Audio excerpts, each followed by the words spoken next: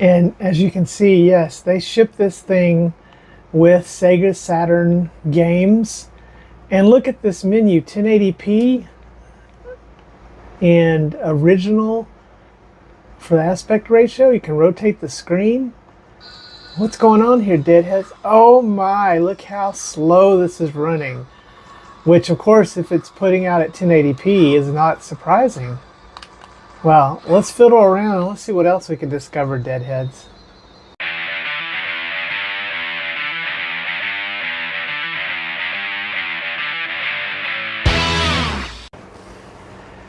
This is an important announcement from the Department of the Interior of the Secretary. There is a national crisis happening south of North America. And we must take and pay attention to what's happening to democracy. No, wait, I'm not political, Deadheads. Hey, Deadheads, welcome back to the channel. Or welcome for the first time, new Deadheads. Today, we're going to take a look at unboxing and first impressions of the K36. Can it come out and be an even better clone of an R36, which is a clone of an Ambernick, RG35XX? I don't know. Anyways, make sure you hit that like button and subscribe and hit that notification bell so you never miss an episode of our content. And again, thank you guys for all you do and all the comments. Please leave me more comments. All the support you give me and love as I continue to grieve over the loss of my mom. I really appreciate everything you're saying to me. Anyways, let's hop right in. All right, so let's take a look at this. And it is handheld game console model K36, 640 by 480 IPS. TF card load WEG, loaded with games, e-chargeable L1 battery, rechargeable battery. So yeah, little errors here. Don't know what game they're trying to show here, but I'm certain it's not going to play. And we've seen this again. My biggest dream is to stay young forever. This says May. So we have some translation errors here. On the side here, handheld console. On the bottom here, we have the manufacturer is Ariway. So again, like the Gambit, the ANS01, Ariway Technology Industry. I did get this from Gaminja. Don't see their branding on this one though, so maybe the K36 is not going to be branded, even though Ken Hank is doing it. But it does show Linux OS. It says it's a 3326, a GPU Mali, of course, the battery 35 milliamp hours, 3.5-inch IPS screen, a gig of RAM, and 8 gig of eMMC. What's this warning down here? Do not place in strong light and humid environment for a long time. If the battery is found to be bulging or leaking, please replace. Like, hello, of course. Do not indulge in games for a long time. All right, Deadheads, you heard the man. Do not indulge in games for a long time. It's not suitable for children under 6. Okay, well, this is a pretty decent box. Nice picture here, nice finish to it, feels nice. This is a slide out type of box, so I kind of like that. Let's get this open and see what we got here. And here we go. Looks like we're in a typical plastic case. Let's get this out and see what we got under here. Now that's interesting. What we got here, we got a USB, a micro SD card reader. Ah, that's kind of nice. Wow, didn't expect that. So that's pretty handy if you don't have one of these already. I have a million of them. We have our USB-C, USB A to C. So what I thought, USB A to C. No screen protector. Man, come on, guys. And then here's our manual, handheld game console model K36. So here's our key parameters, K36. White, black, and gray, 3.5-inch, 640, RK3326, 1 gigs of DDRL, etc., etc., etc. Here's our RetroArch hotkeys. So they've done L3 and R3 for the menu toggle. Cool, that's my preferred one. I actually set it to that all the time. Select and start or quit. So NDS game button, left joystick down is the menu button. R2 switches the screen up and down, left and right. PSP mini, L2 is the menu button, L2, okay.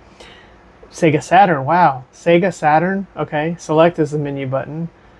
And that's interesting, okay. And Here is EmuElec, so it looks like it's going to have EmuElec in it. They were playing Castlevania Symphony the other night. So pretty decent instructions here. Really, this is interesting, so it's cool that that has that. But let's see what we got here. And nothing under there. And here we go. And initial immediate thoughts. I like this design. I knew I liked it in the pictures, but in person, this looks nice. It's nice. It's not overdone. It's subtle, but it sticks out among this transparent black. And immediately, the things that stand out to me are this D-pad. So let's start looking at this D-pad. It's pretty large D-pad here, and feels a little spongy. Okay, I don't know if I'm gonna like this or not. It's not loud.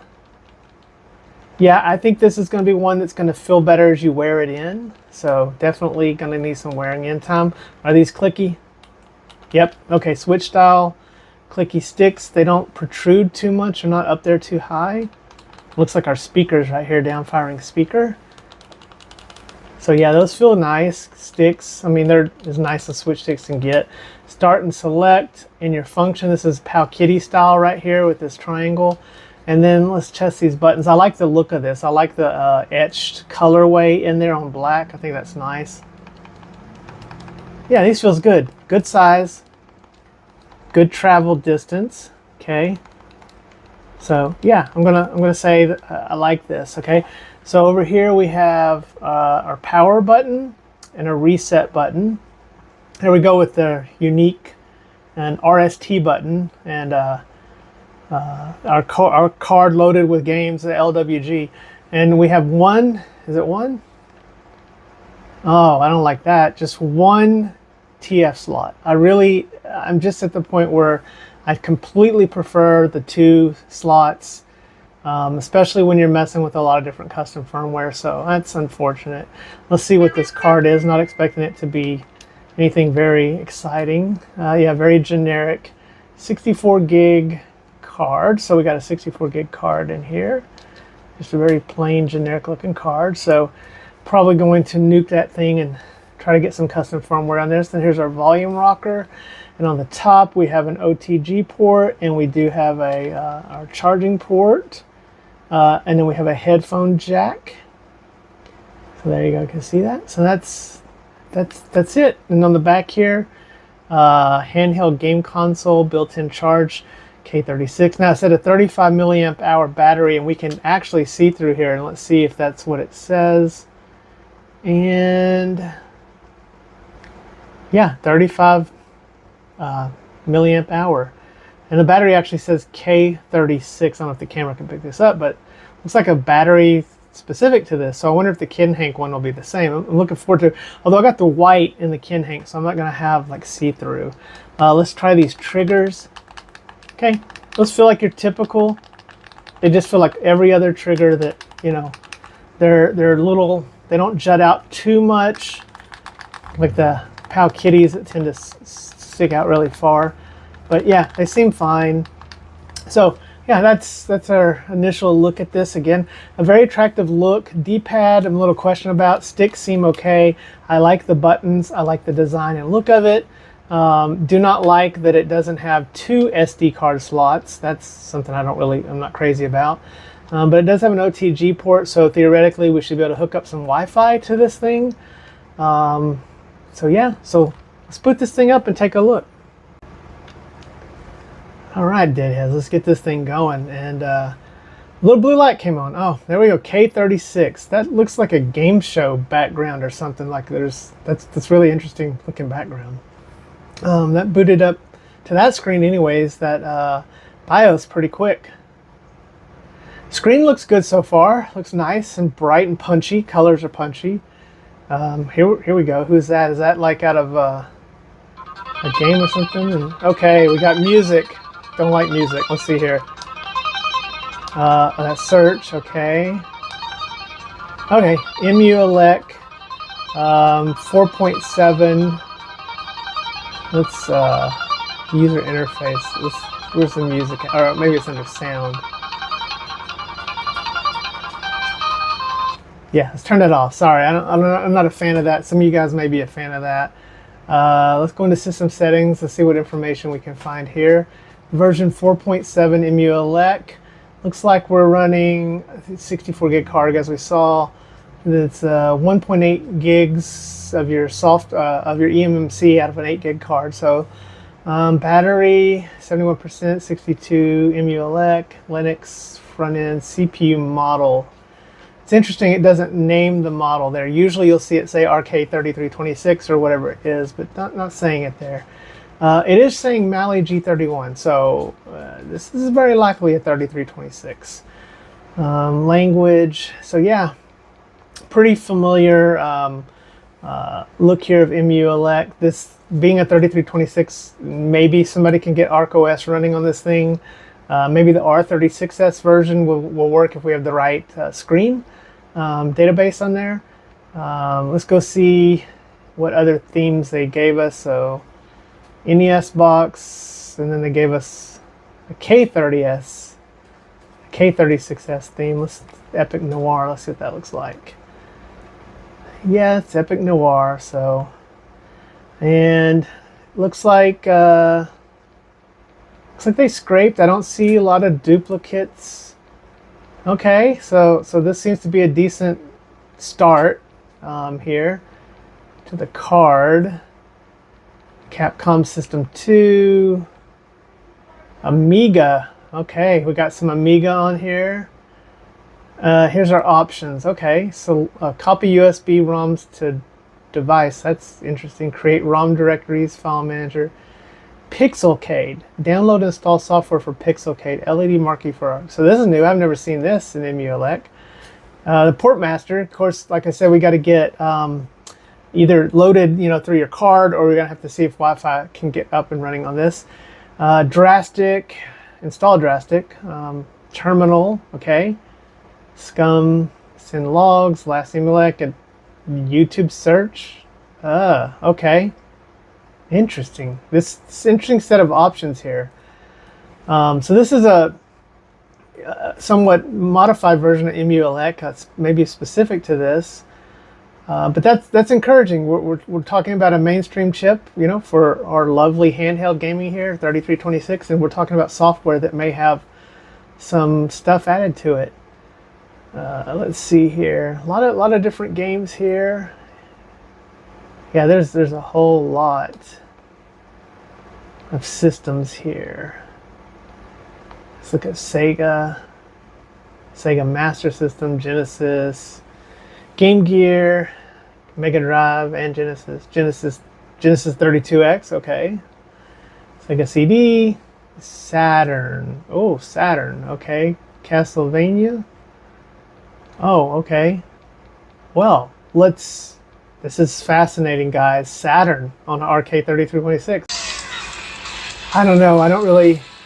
This overlay. I mean, this emulation station theme is not too bad, but I don't know about music playing automatically. But there's a surprising number of Saturn games in this. But to get some tests on this D-pad, let's try Saturn Street Fighter Alpha. Well, let's see how this does. Again, this D-pad it's kind of spongy and it's low in the center. It feels like it's low in the center, but it does pivot. So I'm expecting possibly, and look at that. I mean, when's the last time you saw a handheld in this price, $40, shipped with Sega Saturn loading on it? So just, again, my mind is blown here for it. Not that Sega Saturn is filled with a lot of games that I'd really want to play, but the Castlevania is probably one of the better versions of Castlevania, along with the PC Engine version, PC Engine CD version. But yeah, looks like we're going to get probably some frame skipping going here. I don't know if it's going to load in at 2x resolution like the Castlevania did, the way this card came. So I imagine that Ken Hank may have a different set of ROMs and cards. I don't really know. But we'll see when it comes, Deadheads, because I do have that one coming.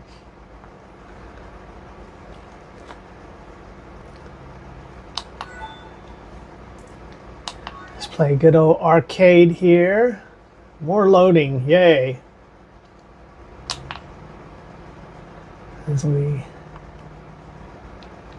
see if it remembers. See, it's so the way this shipped 2x resolution. I mean, they've got some cojones here, right? Let's go into native and get this to see if we can actually get this to run halfway decent.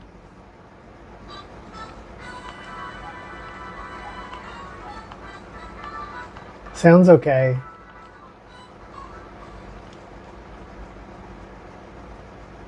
Remember, the Saturn is a CD-based system.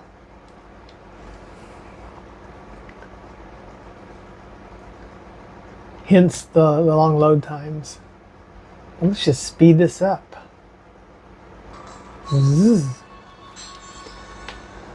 It looks good. Oh, let me turn on. Let's turn on the FPS. All right. Yeah, it's not. I don't think any of these games are going to register. Oh man, yeah, this is definitely not really playable. Castlevania was a little more playable, but if you want to play in slow motion, I guess, you know, this is pretty. Get off some Hadokens and Shoryukens. Well, the D-pad is pretty good. Of course, I have the.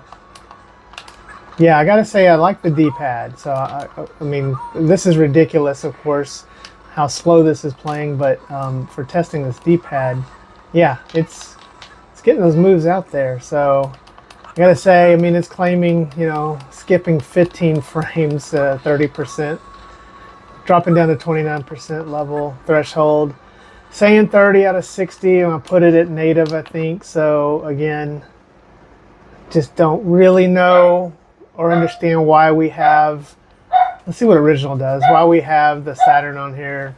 Sorry about the dog in the background. Oh, that's a little better, okay.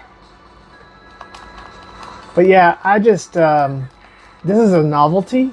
I mean, it's more of a novelty than anything that this is in here, but I wouldn't call this, you know, Saturn capable. It's pretty ridiculous.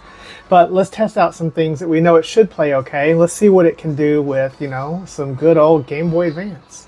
So I'm going to give the old Game Boy Advance a shout here. Again, at this screen, we're not expecting a whole lot. We'll try Yoshi's Island, which is, you know, a bit of a challenging game. No idea what it's going to load here, if it's going to go into RetroArch or if it's going to have a standalone. Well, it's RetroArch. Thank you for that. Looks like they've pre-configured it a little bit. Let's see. Maybe they have 3.2 because it looks like there's borders. So I'm just going to play it first, just how it loaded right out of the box. Looks good. The screen, it's a good screen. The R36s are usually pretty good screens. We don't see a lot of terrible screens these days coming out. So you know, screen quality is just gotten so much better over the years. Really, you know, midway through 2020s, you know, this isn't too surprising. OLED really should become more prominent, but these IPS screens are pretty good and pretty sharp. This was probably originally used in a phone, but this seems to be running fine. No, again, this is saying it's an RK3326. I believe it so far. We'll pop the thing open and take a look. But let's see how this is going to play, and then we'll see what they have for settings. Yeah, okay, yeah, it's playing fine. Boy, this feels fast after what we just went through with Saturn. So yeah, this looks good.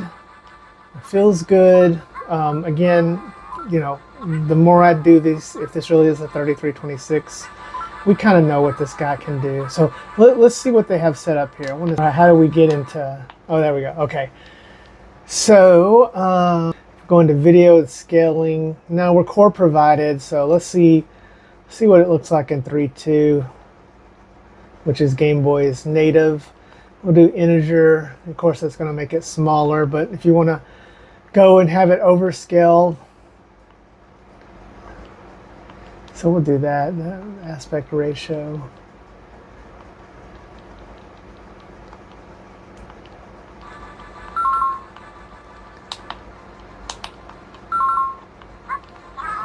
Yeah, this looks good. This plays just like I would expect it. The screen looks really nice and crisp and bright. D-pad is great. Let's try out this. Yeah, they've already got the analog mapped here. So yeah, this is playing Game Boy Advance fine. And you can do your typical RetroArch. I didn't pay attention to what version of As I Lose Mario. What version of RetroArch this is. Let's take a peek here. So just selecting start, and it looks like we're running 1.17, so not very old. I think that came out this year, early this year. See if they got any overlays here. Bezels, got a default bezel. Let's see what that is. Oh my, okay. That's, yeah, that does not compute. So, you know, you have to set up, you know, this thing about these systems if you want to make them look nice and fancy with all the cool stuff the community creates. Not a lot of, look at that, 1080. Why would you do 1080? It's not a 1080 screen.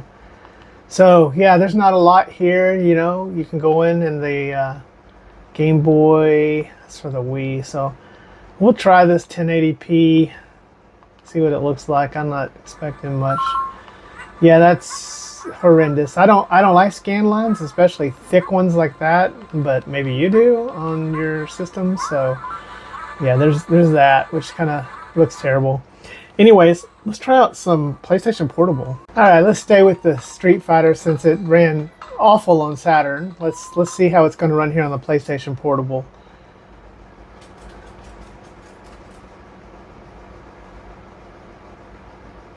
Loaded pretty quickly. Yeah, let's create some data.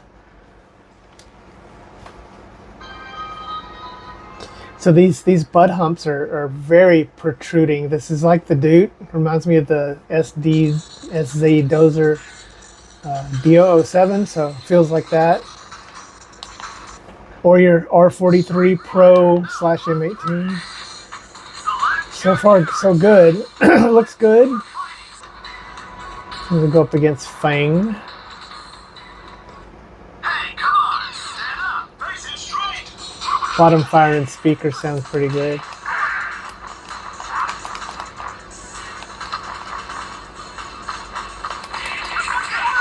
Yep, this D-pad is pretty good. I don't have a problem with it. I'm not convinced that it's like way better than the R36, which of course this is kind of trying to take the crown from the R36. And if you watched me on the podcast, you saw that, you know, I'm really these days concerned with software development. You know, we know what the RK36 can do, so really kind of digging the software environment that we have in this unit so far. So, you know, if it's going to replace the R36 for me, then it's going to be because of, you know, superior software. Boom! Look at that. So yeah, Deadheads, I'm going to say this D-pad, I like it. You may hate it, you know, but I like it. I don't see a problem with it. I can't remember, but I think Nick thought it was pretty decent too. It does pivot. It probably, I don't know that it would pass the Contra test, but it's passing my Street Fighter test. So definitely having fun, and this is playing PlayStation Portable Street Fighter Alpha just fine. At the level we would expect it to play for the 3326. Of course, it's not going to play all of the SSPP games, if that's indeed what this is running, but I think it has to be because I don't think there are any other PlayStation Portable emulators. As we wrap up, Deadheads, real quick, I want to say I did figure out how to get into the menu. It's Select and B. And this thing, look, they had this thing set at 2x PSP. I'm blown away if this is correct or not. And they're running it through, of course, OpenGL because we're on Linux. But yeah, this was playing surprisingly good at 2x. So really surprised here about that. All right, let's wrap this up. And what do we think? Yeah, I put that horrible shader on that. So what do we think, Deadheads? So, I have to say, this thing has surprised me a little bit. I am not convinced there's so many handhelds, vertical handhelds, coming out in this $30 to $45 space that it's very hard to know. I can say that this is very, very much way better than the ANS01 from Gaminja that we tried out, as I do have a rather heavy shader here, so it's experiencing a little bit of slowdown on Gameboy. But this is definitely a much better product for them. I would encourage newcomers to try to not reinvent the wheel, work on software. I like the software I'm seeing here that I haven't seen before. It's very interesting, so I'm not sure who they had to help develop it, but I like it's not locked down.